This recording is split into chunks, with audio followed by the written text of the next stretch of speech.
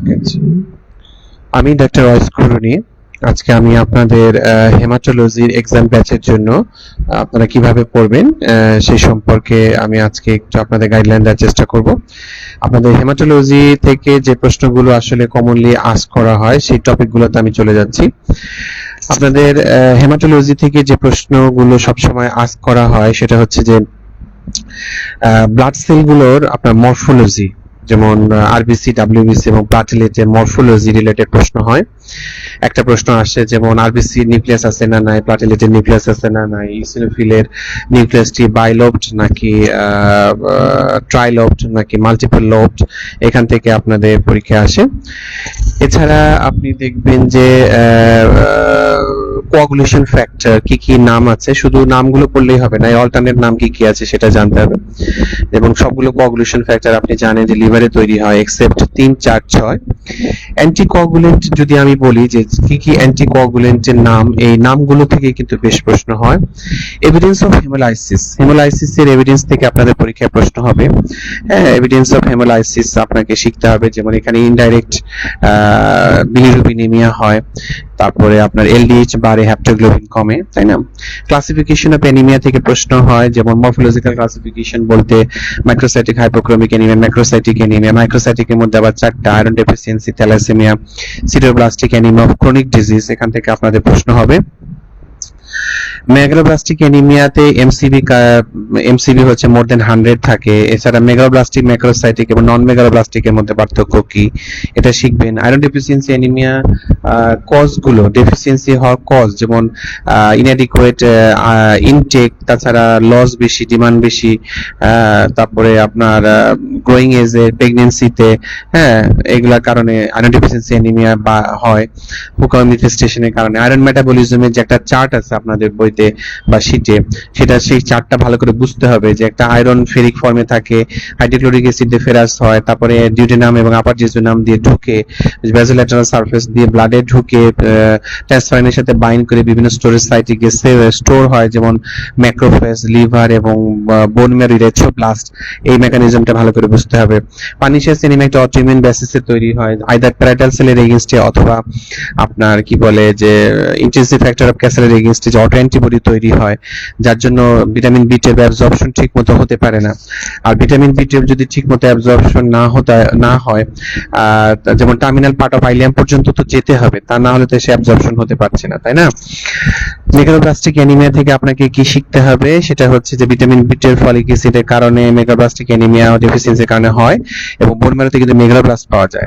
হেমোস্ট্যাসিসের physiology যদি আমরা দেখি তাহলে সেখানে দেখব যে হেমোস্ট্যাসিসের ফিজিওলজিতে যদি আপনি দেখেন যে এখানে ভাস্কুলার স্পাজম হয়, প্লাটেলেট প্লাক তৈরি হয়, হ্যাঁ, এবং ফাইব্রাস টিস্যু প্রলিফারেশন হয়।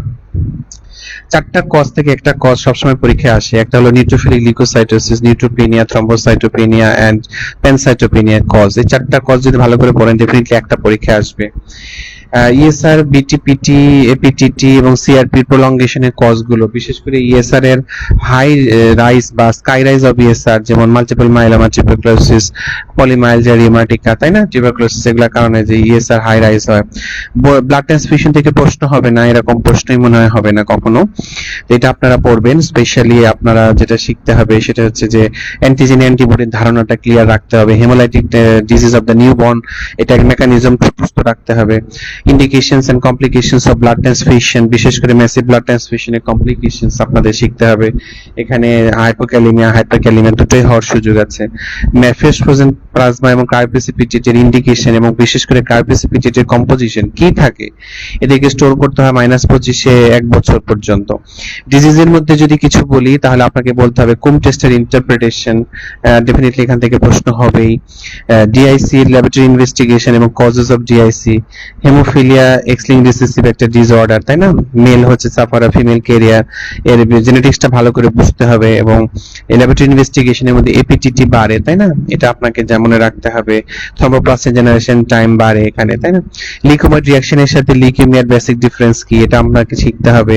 লিউকোরিথ্রোব্লাস্টিক ব্লাড পিকচার মানে কি, মানে হচ্ছে যে ডাব্লিউবিসি এবং আরবিসির ইমম্যাচিউর সেলগুলো ব্লাডে চলে আসে, তাই না। কেন চলে আসে? কারণ বোন ম্যারো ইন্ট্রিনসিক অ্যাবনরমালিটি তৈরি হয়, বোন ম্যারো অকুপাইড হয়ে যায় by the metastatic carcinoma, TB, এগুলা দ্বারা। মাল্টিপল মাইলোমা ডায়াগনস্টিক ক্রাইটেরিয়া থেকে প্রশ্ন হবে না, ভেরি আনলাইকলি, এটা ভেরি মাচ ইম্পর্টেন্ট। কারণ মাল্টিপল মাইলোমা ডায়াগনস্টিক ক্রাইটেরিয়ার মধ্যে আছে, আপনারা জানেন, মাল্টিপল 5টা অস্ট্রোলাইটিক লেশন, তাই না? হেনুস কোনলিন পারপুরা বাচ্চাদের হয় এবং এর সাথে ডিডি আসে হচ্ছে আইজি নেফ্রোপ্যাথির সাথে। তো এই হচ্ছে পয়েন্ট, এই পয়েন্টগুলো আপনারা ভালো করে পড়বেন এক্সামের জন্য।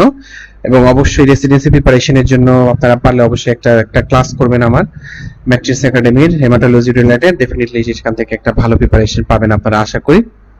এবার ডিপ্লোমা কোশ্চেন যদি দেখেন তাহলে দেখবেন যে একটা প্রশ্ন এসেছে যে ইরাথ্রোপয়েটিন প্রোডাকশনের সাইটগুলো কি কি। সাইটগুলো কি কি আমরা জানি যে 90% আসে ফ্রম কিডনি পেরিটিউবুলার সেল, এছাড়া লিভার থেকে আসে, এছাড়া আপনার অন্যান্য সাইট থেকেও কিন্তু 10-15% ক্ষেত্রে আসে, যেমন ওভিডাক্ট থেকে আসতে পারে, ইউটেরাস থেকে আসতে পারে। কুম টেস্টের ইন্টারপ্রিটেশনের মধ্যে হেমোলাইটিক ট্রান্সফিউশন রিঅ্যাকশন আছে, তাই না? তারপর আরএইচ ইনকম্পিটেবিলিটি কুম টেস্ট পজিটিভ হয়। প্লাজমিনোজেনের বেসিক মেকানিজম বুঝতে হবে, প্লাজমিনোজেন অ্যাক্টিভেটর দিয়ে কিভাবে প্লাজমিন হয়, প্লাজমিন থেকে ফিব্রিন ভেঙে ফিব্রিন ডিগ্রেডেশন প্রোডাক্ট কিভাবে তৈরি হয়, এই মেকানিজম বুঝতে হবে। প্যাক্স সেলের ইন্ডিকেশন আপনাকে পড়তে হবে, তাই না? এছাড়া ওয়াস্ট রেড সেল, যেটা এটাও কিন্তু মাঝে মাঝে আসে, ওয়াস্ট রেড সেলের ইন্ডিকেশন কি, আইজি ডেফিসিয়েন্সি থাকলে দেয়া যাবে কি যাবে না। আচ্ছা, ফ্যাক্টর 8 কোথায় কোথায় থাকে, কার্পেসিপিটিতে থাকে নাকি ফ্রেশ ফ্রোজেন প্লাজমাতে থাকে। ব্লাড ক্লটিং ফ্যাক্টর গুলোর নাম পড়তে হবে। এপিটিটি, পিটি এপিটিটি, রেগুলার প্রলংগেশনের কজ কিন্তু পরীক্ষায় আসে। অ্যানিমিয়া অফ ক্রনিক ডিজিজের সাথে আয়রন ডেফিসিয়েন্সি থ্যালাসেমিয়ার কি পার্থক্য, সেখান থেকে পরীক্ষা আসে। লো এমসিভি কোথায় থাকে, সেরাম আয়রন কোথায় বাড়ে, টিআইবিসি কোথায় বাড়ে, তাই না? আমরা জানি আয়রন ডেফিসিয়েন্সি অ্যানিমিয়াতে টিআইবিসি অনেক বেশি প্রলং হয়। এর কারণ কি? কারণ হচ্ছে আয়রন ডেফিসিয়েন্সিতে কি হয় বলেন, এখানে আমার আয়রনের ডিমান্ড বাড়ে কিন্তু ট্রান্সফারেন্স তো ফ্রি থাকে, বডিতে আয়রন নাই, যার জন্য ওর iron binding capacities are more in iron deficiency anaemia, তাই না? ব্লাড ট্রান্সফিউশনের কমপ্লিকেশন থেকে প্রশ্ন এসেছে। গতবার এমডি রেসিডেন্সিতে দেখেন 23টা প্রশ্ন এসেছে, physiology, transfusion, bleeding disorder, anaemia এবং ডিজিজ থেকে কিন্তু হেমাটোলজি থেকে প্রশ্ন এসেছে। একটা পেরিফেরাল ব্লাড, এটা বোঝাতে আমার আধা ঘন্টা সময় লাগবে আপনার, এটা ক্লাস ছাড়া তো সম্ভব না। তো সুতরাং এই পেরিফেরাল ব্লাডের ইন্টারপ্রিটেশন আপনাকে খুব ভালো করে শিখতে হবে। হ্যাঁ, প্লাটিলেট মেগাক্যারিওসাইট থেকে তৈরি হয়, এর কোনো নিউক্লিয়াস নাই, as like as RBC. Normally থাকে ডিসকয়েড শেপ, অ্যাক্টিভেটেড হলে তার চেহারা চেঞ্জ হয়ে যায়। নরমাল ফাংশন কি, কি কি গ্র্যানিউলস থেকে আরবিসি, প্লাটিলেটের কি কি গ্র্যানিউলস থেকে কি কি জিনিস লিবারেটেড হয়, একটা সুন্দর করে চার্ট আছে, আপনি দেখবেন, আমি করে দিয়েছি লেকচার শিটে, সেখান থেকে পড়তে হবে। ইরাইথ্রোপয়েটিনের প্রোডাকশন কোত্থেকে হয়, এই প্রশ্নটা এবারও ডিপ্লোমাতে আসছে, জ্ঞানং থেকে এসছে। হ্যাঁ, যেমন এই প্রশ্নটা দেখেন, ইরাইথ্রোপয়েটিন কোথা থেকে তৈরি হয়, তাই না? এখান থেকে এ এবং বি ট্রু। কি ফুল পরে টুক করে লও সবে এক করে, সাত পরে হও ফুল বাবু, এই নেমোনিক্সটা দিয়ে আমরা ক্লোটিং ফ্যাক্টরের নামগুলো মনে রাখতে পারি। বলেন তো এখান থেকে vitamin K dependent clotting factor কোনগুলা? আপনি বলবেন হ্যাঁ 2, 7, 9, 10, ইয়েস, এগুলাই হচ্ছে vitamin K dependent clotting factors. এই ছবিটা কিসের বলেন তো? এটা হলো ব্লাস্টের পার্থক্য। একটা লিউকেমিয়াতে দুই ধরনের ব্লাস্ট থাকে, মাইলোব্লাস্ট, লিম্ফোব্লাস্ট। মাইলোব্লাস্টের সাইজ বড় থাকে ইন কম্পারিজন টু লিম্ফোব্লাস্ট, নিউক্লিওলাই থাকে যেটা লিম্ফোব্লাস্টে থাকে না। মাইলোব্লাস্টের ক্রোমাটিনটা ফাইন থাকে, পিছনে স্ট্রাকচার দেখা যায়। লিম্ফোব্লাস্টে এরকম কোর্স থাকে, অর রড মাইলোব্লাস্টে থাকে, লিম্ফোব্লাস্টে কোনো অর রড থাকে না।